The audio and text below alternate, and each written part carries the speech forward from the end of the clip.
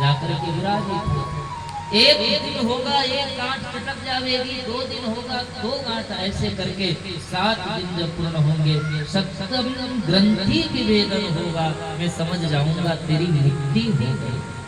कथा प्रारंभ हुई, एक दिन हुआ एक गांठ चटक गई, 2 दिन 2 गांठ, 3 गांठ, सप्तम दिवस हुआ सप्तम ग्रंथि विवेदनम। दिव्य ग्रंथि जैसे ही चटकी, सोई आकाश मार्ग से भगवान के लोक से विमान आया, और उस विमान में जय और विजय दोनों हैं। ग्रंथि चटकने से दिव्य प्रेत योनि से परिणित होकर के भगवान के पार्षद जैसा श्रृंगार और स्वरूप धुंधकारी का जय विजय ने हाथ बढ़ाया, और वो कर्ण के भैया धुंधकारी ने जय विजय का हाथ पकड़ा और सोई विमान में उनको स्थान प्रदान किया।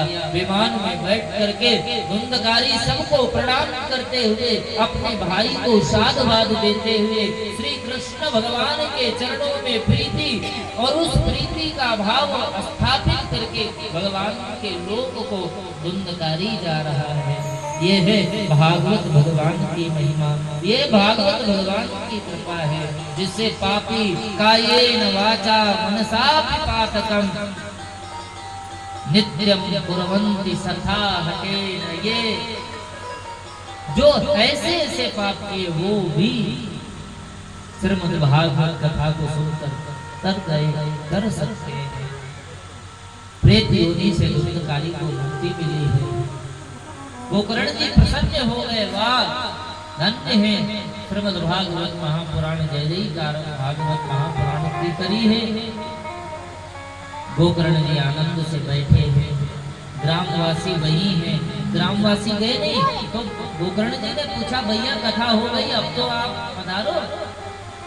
ग्रामवासियों ने कहा, वाह कथा हम सबने 7 दिनों तक सुनी, वो विमान केवल धुंधकारी के लिए आया। विमान किसके लिए आता है? विमान उसके लिए आता है जिसने सतगुरु वैद्य वचन विश्वास, माता पिता गुरु प्रभु की वाणी, जिसने गुरु के वचनों पर विश्वास कर लिया, विमान उसके लिए आता है। जिसने माता पिता के वचनों का पालन कर लिया, विमान उसके लिए आता है। माता पिता गुरु प्रभु, जिसने भगवान के वचनों का पालन कर लिया, विमान उसके लिए आता है। और यहाँ तक महापुरुषों ने तो ये भी कहा है कि यही विमान बन जाता है, यही विमान है, इसमें ही हम सवार होकर के, इसी को धारण करके अब इसी में हमको यात्रा करनी है। मार्ग पर चले, रास्ते पर चले तो वहां तक पहुंच गए इस विमान से। और मार्ग से भटक गए तो फिर भटको क्यों? हर मार्ग से हर मार्ग जुड़ा हुआ है, भटकते ही रहो। और अगर मार्ग सीधा निर्धारित है, वो पापान की कथा कही गई। सबने कहा, महाराज हमारे लिए तो विमान नहीं आया, कथा तो हम सबने सुनी। तो मैं कह रहा था कि जिसको गुरु के वचनों पर विश्वास है, जिसको माता पिता के वचनों पर विश्वास है, जिसको भगवान के वचनों पर विश्वास है, एक ना एक दिन मानो उसके लिए विमान आता ही आता है। वो तेरी टांग वाला आता ही आता है, वही हाथ बढ़ाता है। विश्वास था किसको? किसके? बोले भीष्म पितामह को, भगवान कृष्ण को। विश्वास था किसको? किसके? बोले भीष्म पितामह को, भगवान कृष्ण को। बाड़ों की सैया पर लेटे हैं, लेकिन फिर वे मन में आस है, कृष्ण आएंगे, कृष्ण आएंगे, कृष्ण आएंगे। और वो शरीर को ही विमान बनाकर प्राप्त किया। भगवान गए, दर्शन दिया भीष्म पितामह को। विश्वास, माता पिता गुरु प्रभु की वाणी, माता पिता गुरु प्रभु इनके वचन पर विश्वास अगर होगा तो ये विमान आप स्वयं आपके लिए।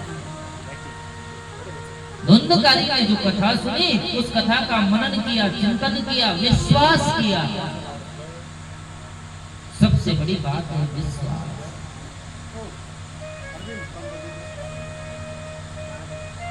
गोकर्ण जी ने कहा भैया देखो, जिस भाव से धुंधकारी ने कथा सुनी उस भाव से हो सकता है आप सब कथा न सुन पाए हैं। आप सब कथा सुने और फिर अपने घर चले गए, अपने दैनिक कार्य में लग गए, तो कथा विस्मृति हो गई। लेकिन धुंधकारी ने जो कथा सुनी वो कथा का चिंतन, कथा का मनन, कथा का चित्रण, चिंतन तो हो सकता है, मनन हो सकता है, लेकिन चित्रण सब नहीं कर सकते। चित्रण वही कर सकता है जिसके हृदय में टेढ़ी टांग वाले के प्रति अपार प्रेम है, थोड़ा बहुत नहीं, अपार, वही चित्रण कर सकता है। चित्रण कैसे? बोले आंख बंद करे तो जो भगवान की कथाएं, जो भगवान की लीलाओं को श्रवण किया है वो एक चित्रण रूप में ऐसे भगवान की लीला, गोकर्ण जी ने ऐसे कथा सुनाई होगी, गोकर्ण जी के आगे ऐसे लोग बैठे होंगे, ऐसा भवन रहा होगा, ऐसा व्यास आसन बना होगा, ऐसा बांबू बांस लगा होगा, उसमें धुंधकारी बैठा होगा, ये चित्रण मन में करना। तो गोकर्ण कहते हैं कि धुंधकारी ने श्रवण किया, चिंतन किया, मनन किया और चित्रण किया, सातों दिन यही तो किया धुंधकारी ने। जो ऐसी निष्ठा भागवत के प्रति रख ले, भगवान के प्रति रख ले, सत्य मानो विमान उसी के लिए आता।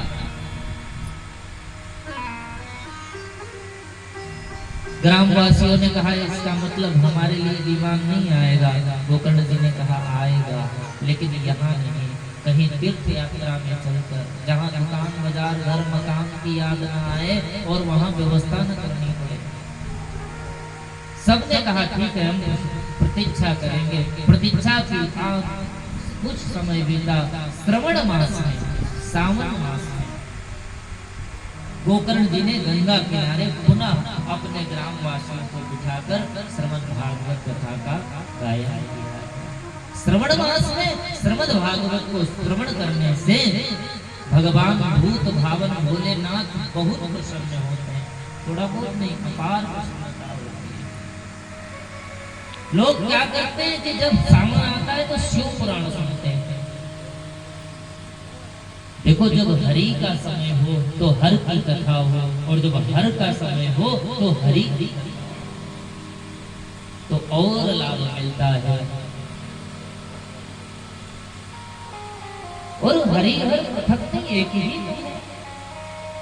भगवान शिव उस समय श्रवण मास में पृथ्वी पर विचरण करते हैं, जहाँ जहाँ लोग भोग भगत लोग पूजा अर्चना करते हैं उन सबके भाव को स्वीकार करते हैं। इसलिए भागवत कथा श्रवण मास में सुनने से भगवान शिव शंकर अधिक प्रसन्न होते हैं। और जब भगवान का समय, भगवान का जैसे कार्तिक मास आदि ऐसा भगवान का जन्म तिथि आदि आए, जन्म दिवस, तो शिव शंकर भगवान की कथा को श्रवण करना चाहिए। हरि हर एक है दोनों, न ये कम है न वो कम, दोनों एक है।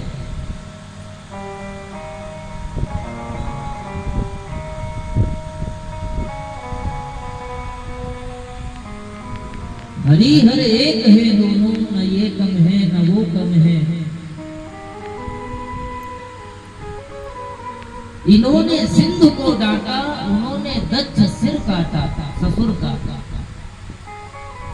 इन्होंने सिंधु को डांटा, उन्होंने दक्ष सिर काटा, ससुर अपमान करने में न ये कम है न वो कम है।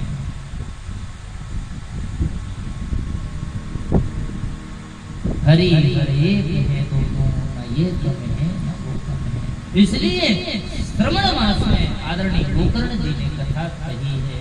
अपने ग्रामवासियों को गंगा किनारे तीर्थ परिक्षेत्र में सरिता सन्निकट कथा गाया है।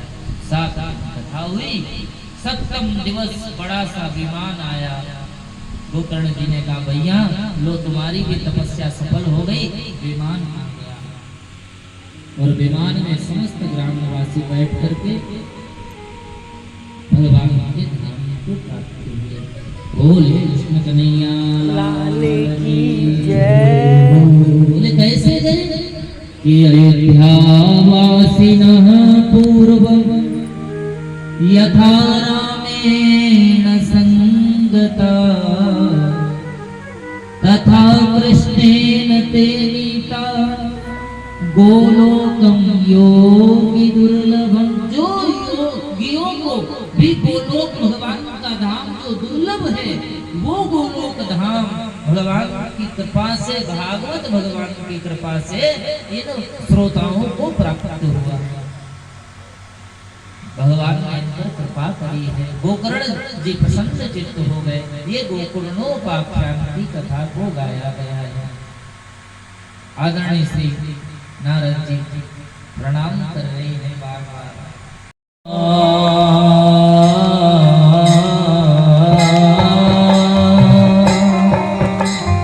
देना है तो दीजिए जन्म जन्म का साथ, देना है तो दीजिए जन्म जन्म का साथ। मेरे सिर पर रख गिरधारी, मेरे सिर पर रख गिरधारी, मेरे सिर पर रख बनवारी, मेरे सिर पर रख बनवारी।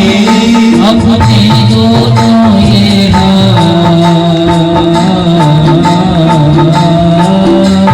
देना है तो दीजिए जन्म जन्म का साथ, देना है तो दीजिए जन्म जन्म का साथ।